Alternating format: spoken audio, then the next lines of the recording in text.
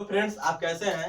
उम्मीद करते हैं कि आप अच्छे होंगे, स्वस्थ होंगे और बेहतरीन तरीके से पढ़ाई करते होंगे। ठीक है दोस्तों, आज के इस वीडियो में हम क्लास 12 का हिंदी का ठीक है पढ़ने वाले हैं हास्य रस और करुण रस के बारे में। ठीक है दोस्तों, बता दें ये काफी मोस्ट इंपोर्टेंट ये भी है। ये दो नंबर का आता है। कितने नंबर का आता है? दो नंबर का आता है। ठीक है, ये 2 नंबर का और ये 2 नंबर का। ठीक है, हो सकता है कि इन दोनों में से मतलब कोई एक ही पूछ सकता है 2 नंबर का। ठीक है, हास्य रस पूछ सकता है या करुण रस पूछ सकता है।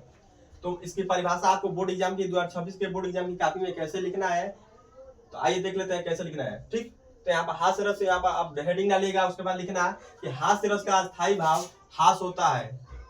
ठीक है, क्या होता है? हास्य रस का अस्थाई भाव हास होता है जब हास नामक अस्थाई भाव विभाव अनुभाव तथा संचारी भाव से पुष्ट होता है, तब हास्य रस की उत्पत्ति होती है। किसकी उत्पत्ति होती है? हास्य रस की उत्पत्ति होती है। ठीक है, एक बार और पढ़ लेते हैं कि हास्य रस का अस्थाई भाव हास होता है।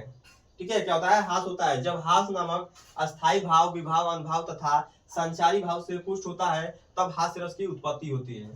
इसका उदाहरण लिखेंगे दोस्तों। इसका उदाहरण है हाथी जैसी देह, गेंडे जैसी चाल, तरबूज सी खोपड़ी, खरबूजे से गाल। ठीक है, इसका क्या है? उदाहरण है। आप लोग मतलब हास्य रस का मतलब होता है कि हंसी मजाक वाला उदाहरण यहाँ पर लिखना है आपको। अगला लिखेंगे, अगला टॉपिक करुण रस का है, काफी मोस्ट इंपोर्टेंट है। करुण रस का परिभाषा लिखेंगे कि करुण रस का अस्थाई भाव शोक होता है जब शोक नामक अस्थाई भाव विभाव अनुभाव तथा संचारी भाव से पुष्ट होता है, तब करुण रस की उत्पत्ति होती है।